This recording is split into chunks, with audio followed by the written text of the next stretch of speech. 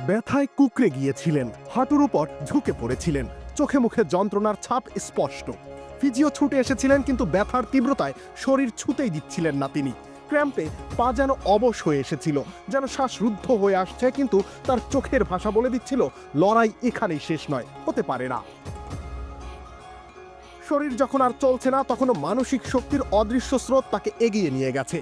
ব্যথা ভুলে আবার উঠে দাঁড়ালেন, দাঁড়িয়েই থামলেন না, ব্যাট চালালেন, চার মারলেন, রানিং বিটুইন দ্য উইকেটে দৌড়ে গেলেন, এমনকি দৌড়ানোর চেয়েও বড় কিছু করলেন। প্রাণপণ ডাইভ দিলেন, রান আউটের ছোবল এড়িয়ে বাঁচলেন। প্রতিটি মুহূর্তে যেন তিনি বলে যাচ্ছিলেন, তাওহিদ হৃদয় এত সহজে হারার জন্য আসেনি। বাংলাদেশের ইনিংস যখন ধ্বংসস্তূপের মতো পড়েছিল, যখন ৩৫ রানে ৫ উইকেট হারিয়ে ধুঁকছিল দল, তখন এই তরুণ একাই দাঁড়িয়ে প্রতিরোধ করলেন।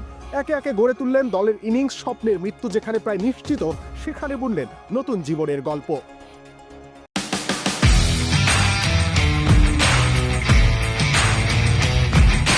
তার প্রতিটা শটে ছিল সাহস, প্রতিটা রান ছিল এক অদম্য লড়াইয়ের স্বাক্ষর। অবশেষে এলো সেই মাহেন্দ্র খন, স্টার বয়ের ব্যাট থেকে ১০০ রানের গল্প। ১১৪ বলে ১০০, এক মহাকাব্যিক ইনিংস। ব্যাট তুলে ধরলেন, হেলমেট খুলে ২ হাত তুলে স্মরণ করলেন স্রষ্টাকে। সেই মুহূর্তে যেন দুবাইয়ের আকাশও আলো ছড়ালো, যেন ক্রিকেট দেবতারা মাথায় হাত রাখলেন এক যোদ্ধার উপর। কিছু ইনিংস থাকে যা ম্যাচের গণ্ডির ভেতরে সীমাবদ্ধ থাকে না, যা পরিসংখ্যানের পাতায় আটকে থাকে না। কিছু ইনিংস থাকে যা বেঁচে থাকে অনন্তকাল, যা মানুষের সুখ দুঃখের সঙ্গে মিশে যায়, যা খেলা নামের শিল্পকে তুলে দেয় এক নতুন উচ্চতায়। তাওহিদ হৃদয়ের এই ইনিংস ছিল তেমনই এক অমর সৃষ্টি। একটা ম্যাচ জেতার জন্য নয়, বরং ক্রিকেটের সৌন্দর্যকে উদযাপন করার জন্য।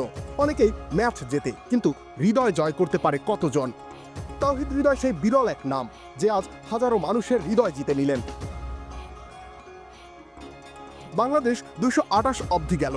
শেষ ওভারে গিয়ে তুলে মারতে গিয়ে ক্যাচ দিলেন মোহাম্মদ শামিকে, অর্থহীন এক ক্যাচ।